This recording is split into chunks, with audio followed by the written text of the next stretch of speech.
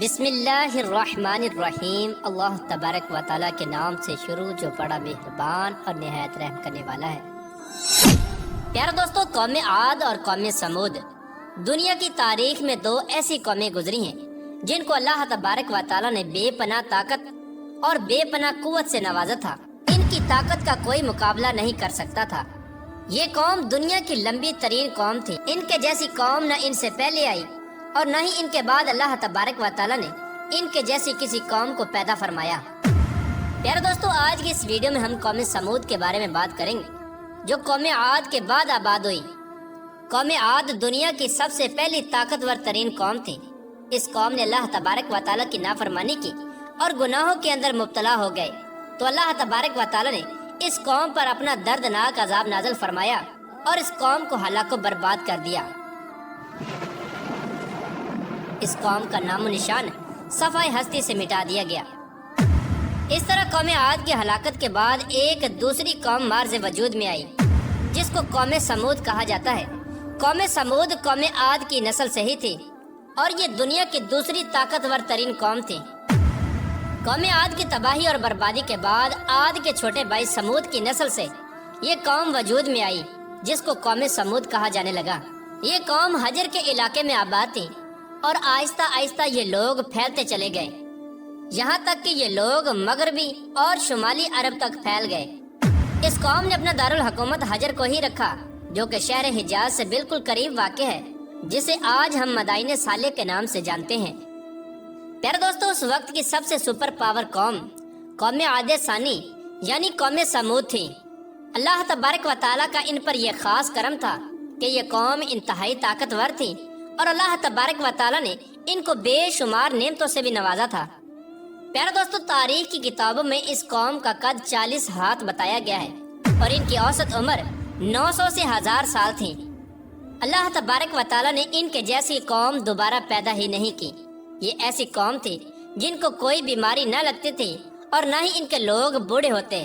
اور نہ ہی ان کے ہاتھ پاؤں کمزور ہوتے۔ یہ لوگ ہمیشہ جوان اور تندرست رہتے۔ یہ لوگ اتنے طاقتور تھے کہ ان کی نظر تک بھی کمزور نہ ہوتی تھی۔ پیارے دوستو، قوم سمود کی ایک نمایاں خوبی یہ بھی تھی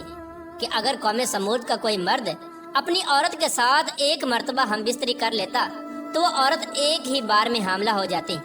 یہی وہ خوبی تھی جس کی وجہ سے یہ قوم عاد کی تباہی کے بعد قوم سمود کے نام سے ابھری اور جلد ہی دنیا کے اندر اپنا اثر و رسوخ پیدا کر لیا۔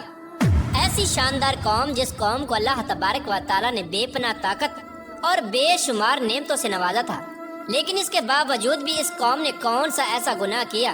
جس کی وجہ سے اللہ تبارک و تعالیٰ نے اس قوم پر اپنا دردناک عذاب نازل فرمایا اور اس قوم کو صفحہ ہستی سے مٹا دیا اور اس قوم کو رہتی دنیا کے لیے عبرت کا نشان بنا دیا۔ پیارے دوستو، اس قوم کے گھروں کو آج بھی اللہ تبارک و تعالیٰ نے نشان عبرت کے طور پر باقی رکھا ہے۔ یہ قوم بڑے بڑے پہاڑوں میں رہنے کی شوقین تھی۔ یہ لوگ بڑے بڑے پہاڑوں کو تراش کر اس کے اندر اپنے خوبصورت محلات بنایا کرتے تھے اور اسی کے اندر زندگی بسر کیا کرتے تھے۔ اللہ تبارک و تعالیٰ نے قوم سمود کو بہت کچھ عطا فرمایا تھا۔ سرسبز باغات، میٹھے پانی کی نہریں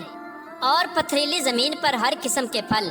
اس قوم کے عالی شان محلات اتنے خوبصورت تھے کہ صرف دور دراز سے لوگ ان کے عالی شان محلات کو دیکھنے کے لیے آیا کرتے تھے۔ پیارے دوستو، قوم سمود اپنے عالی شان محلات اور سرسبز و شاداب باغات اور خوبصورت مرغزاروں اور نعمتوں کی فراوانی کی وجہ سے یہ قوم غرور اور تکبر میں آ گئی اور سرکشی کے نشے میں دھت ہو کر اللہ تبارک و تعالیٰ کی نافرمانیاں کرنے لگے اور اللہ تبارک و تعالیٰ کی وحدانیت کو چھوڑ کر اپنے ہاتھوں سے تراشے ہوئے بتوں کی پوجا کرنے لگے۔ اور یہ بات بھی بھلا بیٹھے کہ کچھ عرصہ پہلے اللہ تبارک و تعالیٰ نے انہی کی قوم پر انہی گناہوں کی وجہ سے اپنا دردناک عذاب نازل فرمایا تھا اور اس قوم کو صفحہ ہستی سے مٹا دیا تھا۔ پیارے دوستو، اس دنیا کی طاقتور اور بدبخت قوم کی طرف اللہ تبارک و تعالیٰ نے اپنے پیارے نبی حضرت صالح علیہ السلام کو مبعوث فرمایا تھا۔ چنانچہ حضرت صالح علیہ السلام نے اللہ تبارک و تعالیٰ کے حکم کے مطابق اس قوم کو بت پرستی سے منع کیا اور اللہ تبارک و تعالیٰ کی وحدانیت کی طرف بلایا اور ایک سچے خدا کی عبادت کرنے کا حکم دیا۔ لیکن قوم کے سرداروں نے حضرت صالح علیہ السلام کو جھوٹا ثابت کرنے کے لیے ان سے معجزہ طلب کر لیا۔ اس قوم کے سردار حضرت صالح علیہ السلام سے کہنے لگے کہ آج تک جو بھی نبی آیا وہ اپنے ساتھ کوئی نہ کوئی معجزہ لے کر آیا، اگر تم اللہ تبارک و تعالیٰ کے سچے نبی ہو تو ہم کو معجزہ دکھاؤ۔ چنانچہ حضرت صالح علیہ السلام نے اس قوم کے سرداروں سے پوچھا کہ آپ لوگ کون سا معجزہ چاہتے ہو؟ تو اس وقت اس قوم کے سردار کہنے لگے یہ جو سامنے چٹان ہے اس میں سے ایک ایسی اونٹنی نکل کر آئے جو گابن ہو اور آتے ہی بچے کو جنم دے دے، اور وہ ہم سب کے لیے دودھ دے، اور وہ دنیا کی خوبصورت ترین اونٹنی ہو، اور اس کے ساتھ ساتھ وہ اونٹنی ایسی ہو جس کا کوئی ماں باپ نہ ہو۔ چنانچہ حضرت صالح علیہ السلام نے ان سرداروں کی یہ بات سن کر اللہ تبارک و تعالیٰ کی بارگاہ میں یہ دعا کی تو ان کے دیکھتے ہی دیکھتے سامنے پہاڑ میں سے ایک خوبصورت حاملہ اونٹنی نکل کر آئی، اور آتے ہی اس اونٹنی نے ایک حسین و جمیل بچے کو جنم دیا۔ اس وقت اس اونٹنی کے تھن دودھ سے بھرے ہوئے تھے، اور اس اونٹنی نے اتنا دودھ دیا کہ سب لوگوں نے پیٹ بھر کر دودھ پی لیا۔ اس کے باوجود بھی دودھ وافر مقدار میں موجود تھا۔ چنانچہ حضرت صالح علیہ السلام کا یہ عظیم الشان معجزہ دیکھ کر وہ تمام قوم اور اس کے سردار لاجواب ہو گئے، اور اس بدبخت قوم کے سردار حضرت صالح علیہ السلام سے کہنے لگے کہ اے صالح علیہ السلام، یہ تو سراسر جادو ہے۔ اس طرح اس قوم کے بدبخت سرداروں نے اور اس قوم نے یہ معجزہ دیکھنے کے باوجود بھی حضرت صالح علیہ السلام پر ایمان لانے سے انکار کر دیا، اور اسی طرح اپنے کفر و شرک پر اڑے رہے۔ چنانچہ اس قوم کے کچھ لوگوں نے حضرت صالح علیہ السلام کی اونٹنی کو نقصان پہنچانے کی کوشش کی، تو حضرت صالح علیہ السلام نے ان لوگوں سے کہا کہ یہ اللہ تبارک و تعالیٰ کی بھیجی ہوئی اونٹنی ہے جو تمہارے لیے ایک معجزہ ہے۔ اب تم اس اونٹنی کو اللہ تبارک و تعالیٰ کی زمین میں چھوڑ دو اور اسے کسی قسم کی تکلیف نہ پہنچانا، ورنہ اللہ تبارک و تعالیٰ کا دردناک عذاب تمہیں پکڑ لے گا۔ معزز ناظرین، اس طرح اللہ تبارک و تعالیٰ کی وہ بھیجی ہوئی اونٹنی اور اس کا بچہ قوم سمود کے کھیتوں میں پورا دن چرتے اور ان کے چشموں کا سارا پانی پی جاتے۔ یہ ماجرا دیکھ کر قوم سمود نے حضرت صالح علیہ السلام کی بارگاہ میں شکایت کی کہ اونٹنی اور اس کا بچہ چشمے کا سارا پانی پی جاتے ہیں اور ہم کو پینے کے لیے پانی نہیں ملتا۔ تو ان کی یہ شکایت سن کر حضرت صالح علیہ السلام نے ان کے لیے دن مقرر کر دیے اور اس طرح اس چشمے کے پانی کو بانٹ دیا۔ ایک دن حضرت صالح علیہ السلام نے اس اونٹنی کے لیے مقرر کر دیا اور دوسرا دن اس چشمے کا پانی قوم سمود کے لیے مقرر ہو گیا۔ پیارے دوستو، جس دن وہ اونٹنی پانی پیتی اس دن وہ دودھ بھی زیادہ دیتی، اور دودھ اتنا ہوتا کہ دن اور رات میں ختم ہی نہ ہوتا۔ جس طرح کہ اللہ تبارک و تعالیٰ قرآن پاک میں اس بات کی طرف اشارہ کرتے ہوئے ارشاد فرماتا ہے، اور حضرت صالح علیہ السلام نے اپنی قوم سے کہا کہ یہ اونٹنی ہے، ایک دن اس کی پانی کی باری ہے اور ایک معین دن تمہاری پانی کی باری ہے، اس کو کوئی تکلیف نہ دینا ورنہ اللہ تبارک و تعالیٰ کا دردناک عذاب تمہیں پکڑ لے گا۔ پیارے دوستو، اس طرح کچھ ہی دنوں بعد قوم سمود اس اونٹنی سے تنگ آ گئی، کیونکہ جس دن وہ اونٹنی پانی پیتی اس دن ان کو پینے کے لیے پانی نہ ملتا، اور ویسے بھی قوم سمود کے سرداروں نے حضرت صالح علیہ السلام کی اس اونٹنی کو ایک جادو قرار دے رکھا تھا۔ خیر، قوم سمود کے ایک طاقتور سردار کی بیوی جس کا نام صدوق تھا، اس عورت کے 2 انتہائی خوبصورت اور حسین و جمیل بیٹیاں تھیں، ان کی عمریں 12 اور 14 سال تھیں۔ اس عورت نے حضرت صالح علیہ السلام کے بیٹے کو یہ لالچ دیا کہ اگر تم اپنے گھر میں موجود اونٹنی کو رات کے اندھیرے میں قتل کر دو تو میں اپنی دونوں بیٹیاں انعام کے طور پر تمہیں دے دوں گی۔ چنانچہ حضرت صالح علیہ السلام کی اولاد چونکہ نیک تھی، لہٰذا وہ اس عورت کے اس جال میں نہ پھنسے۔ پھر اس کے بعد اس صدوق نامی عورت نے پوری قوم میں یہ اعلان کر دیا کہ جو بھی شخص حضرت صالح علیہ السلام کی اس اونٹنی کو قتل کرے گا میں اپنی دونوں کنواری بیٹیوں کا نکاح ان کو دے دوں گی۔ اس عورت کا یہ اعلان سنتے ہی اس قوم کے 2 نوجوان جن کا نام مصدع ابن دہر اور کیدار بن سالف تھا، ان دونوں بدبختوں نے مل کر اسی رات حضرت صالح علیہ السلام کی اس اونٹنی کو ذبح کر دیا۔ اس طرح اللہ تبارک و تعالیٰ کی اس بھیجی ہوئی اونٹنی کو ذبح کرنے کے بعد قوم سمود حضرت صالح علیہ السلام سے کہنے لگی کہ اگر تم اللہ تبارک و تعالیٰ کے سچے رسول ہو تو ہم پر وہ عذاب نازل کرو جس عذاب سے تم ہم کو ڈراتے ہو۔ اس طرح اس اونٹنی کے قتل ہونے کی خبر سن کر حضرت صالح علیہ السلام بے حد پریشان ہوئے اور زاروں کی طرح رونے لگے۔ چنانچہ اس طرح اس اونٹنی کو قتل کرنے کے بعد اس بدبخت قوم نے حضرت صالح علیہ السلام کو قتل کرنے کا بھی ارادہ کر لیا، جس طرح کہ اللہ تبارک و تعالیٰ قرآن پاک میں ارشاد فرماتا ہے، آخر کار انہوں نے اونٹنی کو قتل کر دیا اور اپنے پروردگار کے حکم سے سرکشی کی اور کہنے لگے کہ جس چیز سے تم ہم کو ڈراتے ہو، اگر تم اللہ تبارک و تعالیٰ کے سچے پیغمبر ہو تو اس عذاب کو ہم پر لے آؤ۔ اس طرح جب اس قوم نے اللہ تبارک و تعالیٰ کی بھیجی ہوئی اس اونٹنی کو قتل کر دیا اور اپنی نافرمانی میں حد سے زیادہ بڑھ گئے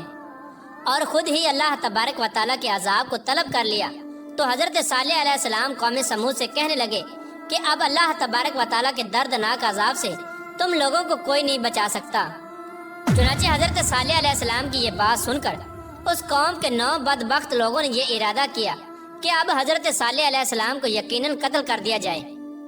چنانچہ یہ 9 افراد ایک پہاڑ کے پیچھے چھپ کر حضرت صالح علیہ السلام کا انتظار کرنے لگے کہ کب حضرت صالح علیہ السلام یہاں سے گزریں اور معاذ اللہ ہم ان کو قتل کر دیں۔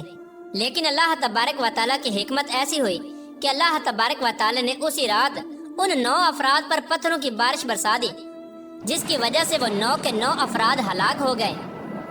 اور صبح پوری قوم کے لوگوں نے ان 9 افراد کی لاشوں کو دیکھا۔ اس طرح اللہ تبارک و تعالیٰ کے دردناک عذاب اور ان 9 افراد کی لاشوں کو دیکھنے کے باوجود بھی قوم سمود اپنی سرکشی سے باز نہ آئی اور اسی طرح بت پرستی کے اندر مبتلا رہی اور اللہ تبارک و تعالیٰ کی نافرمانیوں میں مزید حد سے بڑھنے لگے۔ اس طرح جب حضرت صالح علیہ السلام کی قوم قابل ہدایت نہ رہی